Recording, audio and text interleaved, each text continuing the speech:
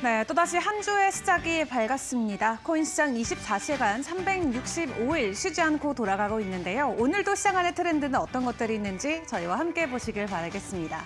일단 주말 사이 비트코인의 추가적인 가격 하락이 나왔습니다. 9만 달러를 향한 돌파가 이렇게 어렵구나라는 걸 다시 한번 주말 사이 느껴봤는데요. 지금 시각 기준으로 코인 시장의 분위기는 어떠한지 그리고 오늘 전해진 주요 이슈들은 어떤 것들이 있는지부터 점검을 해드리도록 하겠습니다. 먼저 전반적인 시가총액부터 체크를 해보시죠. 전일 대비 한 2% 정도 하락이 나오고 있습니다. 시가총액은 2조 6천억 달러 선을 지나가고 있고요. 거래량 같은 경우는 550억 달러 선을 보이고 있습니다. 현재 시장 안에서의 투자 심리는 지난주보다는 조금 더 위축돼 있는 상황이죠. 피어앤그리드 인덱스는 24점까지 내려와 있고요. 알트시즈는 좀처럼 20선을 넘어가는 것이 어려워 보입니다. 이 시각 기준으로는 17점을 지나가고 있네요. 자, 그렇다면 기관들의 현물 매수세는 어떠했을까요? 지난주 금요일 기관들의 현물 ETF의 동향을 보겠습니다. 그래도 9거래일 연속으로 기관 쪽에서의 매입세가 굉장히 긍정적이었지만 지난주 금요일에는 기관 쪽에서도 추가적인 매도 흐름이 포착이 됐습니다. 그래도 지난 한 주 동안만 놓고 봤을 때는 최종적으로 2억 달러 정도가 시장 안에 순유입으로 기록된 게 확인이 됐고요. 상황이 이렇다 보니까 일단 비트코인을 향한 좀 안전자산에 대한 투자 심리가 올라가면서 도미넌스 자체는 비트코인이 61.4%까지 올라왔고요. 이더리움이 8.2%를 기록하고 있습니다. 자, 그렇다면 다른 코인들의 모습은 어떠할지 시총 상위 종목들의 변동성도 점검을 해보겠습니다. 비트코인이 지난주에 8만 8천 달러 선을 계속해서 웃돌다가 주말 사이에 하락세가 나오면서 지금은 8만 2천 달러 선도 깨진 상황이죠. 전일 대비 1.5%의 가격 하락을 보이고 있고요. 비트코인의 가격 하락과 함께 전반적인 시총 상위 종목들의 지수 하락도 조금은 가팔라지고 있습니다. XRP가 5%대로 현재 2달러 선을 지나가고 있고요. 카르다노 에이다 같은 경우도 5%대의 가격 하락이 포착이 되고 있습니다. 주말 사이 좀 이슈가 있었던 이더리움 같은 경우는 2% 정도 가격 하락이 나오고 있는데 주말 사이에 이더리움이 바이낸스에서 상장 폐지되는 거 아니냐라는 루머가 한 차례 돌았었고요. 일단 CJ가 직접 상폐되는 거 아니다라고 일축을 시키기도 했습니다. 그때 보였던 변동성이 회복이 되지 못한 채 현재 시각 기준으로도 1,700달러 선까지 밀려 내려와 있는 모습이고요. 전반적으로 시장의 약세가 강해지고 있는 가운데 주말 사이에 추가적인 하락을 보였던 비트코인 과연 관세를 앞두고 더 하락할지에 대한 부분들도 짚어보도록 하겠습니다. 일단 전반적인 암호화폐 등 이 증시 자체가 크게 흔들리고 있습니다. 때문에 안전자산으로 불리는 금값 같은 경우는 사상 최고치 랠리를 펼쳐내고 있죠. 지난주 금요일 선물 기준으로 놓고 봤을 때 금값이 3,100달러 선까지 올라가면서 사상 최고치 랠리를 연일 경신하고 있습니다. 특히 트럼프 대통령 취임 이후로 금과 비트코인의 상승률을 놓고 보자면요. 금은 그대로 쭉 우상향하는 모습, 비트코인은 쭉 하락하는 모습입니다. 퍼센티지로 놓고 봤을 때 트럼프 취임 이후로 금값 같은 경우는 14%의 가격 상승을, 비트코인 같은 경우는 거진 20%의 가격 조정을 보이고 있는 상황인데요. 일단 온스당 2,200달러에서 출발한 금값은 3,100달러까지 올라와 있는 상황이고 비트코인은 11만 달러까지 갔다가 7만 9천 달러까지 또 추가적인 하락을 했고 그 뒤로 8만 달러 선의 가격 행보를 보이다가 지금은 8만 2천 달러 선까지 내려와 있는 모습입니다. 이렇게 금에 대한 가격이 계속해서 오를 수밖에 없는 이유 뭐가 있을까요? 이 뱅크 오브 아메리카에서 펀드 매니저들한테 설문조사를 진행했다고 합니다. 해당 설문조사를 보니까 가장 긍정적으로 평가되고 있는 자산이 지금 금인 것으로 보여지고요. 58%의 비중으로 금이 가장 긍정적인 안전자산으로 꼽히고 있습니다. 이 무역 전쟁이 이어지고 있는 가운데서도 58%의 비중이 금을 선택을 하면서 긍정적으로 성과를 낼 수 있는 자산이다라고 평가를 하고 있고요. 그 가운데 비트코인의 비중은 단 3%밖에 없습니다. 한마디로 안전자산에 대한 위치로 아직 시장에는 인식되고 있지 않다라고 평가를 해볼 수가 있겠죠. 이렇게 단기적으로 시장은 일단 변동성이 있는 시장에서는 금을 선호하는 성향이 훨씬 더 강한 것을 체크를 해볼 수가 있겠고요. 다만 중장기적으로는 여전히 비트코인의 디지털 금의 역할이 부각되면서 어느 정도는 자리매김해줄 것이다라는 기대감이 있긴 있습니다.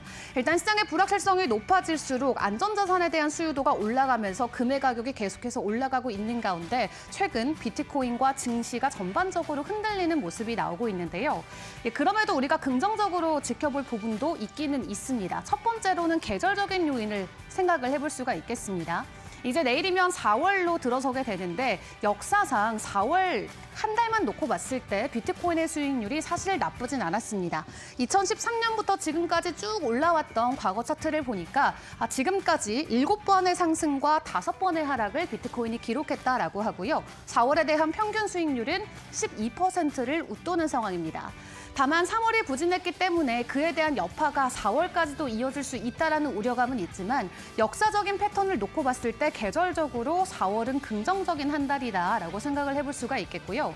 그리고 우리 시장 안에서 또 구원투수로 불리는 마이클 세일러 같은 경우도 어제 새벽에 추가적으로 비트코인을 매집하겠다라는 글을 다시 한번 남겼습니다. 마이클 세일러가 비트코인을 살 때면 이렇게 주황색 동그라미가 차트에 찍히게 되는데요. 이 주황색 동그라미가 우리는 더 필요하다라는 글과 함께 추가적으로 비트코인을 매집할 것임을 시사를 했습니다. 이렇게 상장 기업의 회장이 비트코인을 적극적으로 담아가는 이런 모습이 시장에는 다소 온기로 퍼지고 있는데 지난주에는 게임스탑도 비트코인을 대차대조표에 추가하겠다라는 내용을 전했었죠. 여기에 더해서 마라톤 디지털 같은 경우도 20억 달러의 추가적인 증자를 통해서 비트코인을 매집하겠다라는 공고를 냈습니다. 때문에 공모를 진행하고 있는 상황이라고 하는데 20억 달러라는 규모가 결코 적은 규모는 아니기 때문에 정확한 시점과 얼마큼 담아가는지에 대한 구체적인 내용은 아직 없지만 이 증자를 하면서까지도 비트코인을 매집하겠다라는 상장사들의 의지가 비트코인의 투심에는 긍정적으로 충분히 작용이 될 수 있을 것 같고요. 그리고 이런 기업들뿐만 아니라 앞으로는 5년 안으로 S&P 500 기업에 상장돼 있는 25%의 기업들은 비트코인을 담아가게 될 것이다라는 전망도 있습니다. 이제 비트코인을 매집하지 않는 것 자체가 위험해지는 시대이기 때문에 상장사들이 앞으로는 비트코인을 적극적으로 매입을 하고 그게 오는 5년 안으로 25% 비중의 기업이 될 것이다라는 예측치가 나왔는데요. 지금 상장돼 있는 기업들의 보유량만 놓고 봤을 때는 66만 개의 비트코인이 넘어가는 상황입니다. 비트코인의 공급량이 2,100만 개이기 때문에 전체 공급량 중 3% 정도가 상장사가 보유하고 있는 상황인데 앞으로 상장사들의 보유 물량이 계속해서 늘어가겠다라는 부분도 상당히 긍정적으로 평가를 해볼 수가 있겠습니다. 자, 그런 가운데 이제 비트코인의 가격적인 측면만 놓고 보더라도 조정이 거의 끝나간다라는 주장도 있습니다. 이 라울팔의 내용을 함께 확인을 해보도록 할 텐데요. 이 M2의 공급량을 놓고 봤을 때 비트코인의 추가적인 가격 상승이 기대되는 구간에 와 있다는 평가입니다. 이 검은색으로 그려져 있는 게 글로벌 M2의 통화 공급량이고요. 빨간 색깔 라인이 비트코인의 가격인데 이 글로벌 M2 통화 공급량이 지난 4분기에 바닥을 다지고 1분기부터 다시 올라가는 모습을 보이고 있습니다. 보통 M2 공급량 같은 경우는 이 비트코인 가격을 3달 정도 선행하는 지표이기 때문에 이 공급량이 추가적으로 올라감과 시장의 유동성이 증가되는 시점을 생각을 해봤을 때 오는 4월부터 본격적인 비트코인의 가격 상승이 나올 수 있겠다라고 이야기를 하고 있고요. 4월 초부터 비트코인의 반등이 가능하다라는 점은 이번 주부터의 반등 가능성을 시사하는 게 되겠죠. 과연 M2 통화 공급량의 증가와 함께 시장 안의 유동성이 그대로 흘러 들어올 수 있을지 이 부분도 긍정적으로 지켜보시면 좋겠습니다. 자, 그리고 주요 알트코인에 대한 이슈도 하나만 짚어보도록 할 텐데 주말 사이 특히 이더리움의 변동성이 좀 더 컸습니다. 그런 가운데 트럼프의 아들인 에릭 트럼프가 지금이야말로 이더리움을 매수하기 최적의 시기다라는 글을 다시 한번 올렸습니다. 다소 이해상충에 대한 문제가 불거질 수는 있지만 그럼에도 불구하고 여전히 이더리움에 대한 강한 지지를 보여주는 글을 적었고요. 트럼프 월가가 지금 보유하고 있는 회사의 이더리움의 물량 같은 경우도 거의 8,000개 정도 달하는 수준에 있습니다. 본인들이 이더리움을 들고 있기 때문에 가격을 올리기 위해서 이런 글을 적는 것일지 혹은 그 내막에 다른 이슈가 있는 것일지는 알 수 없지만 계속해서 트럼프 일가에서는 이더리움과 관련된 코멘트들을 적극적으로 내놓고 있습니다. 그럼에도 불구하고 이더리움의 가격은 추가적인 상승보다는 계속해서 하락이 이어지고 있는 상황인데 전환점이 나올 수 있게 될지 일단 지켜보도록 하겠고요. 그리고 그 무엇보다도 이번 주 가장 중요한 건 바로 4월 2일에 진행되는 트럼프 대통령의 상호 관세가 되겠죠.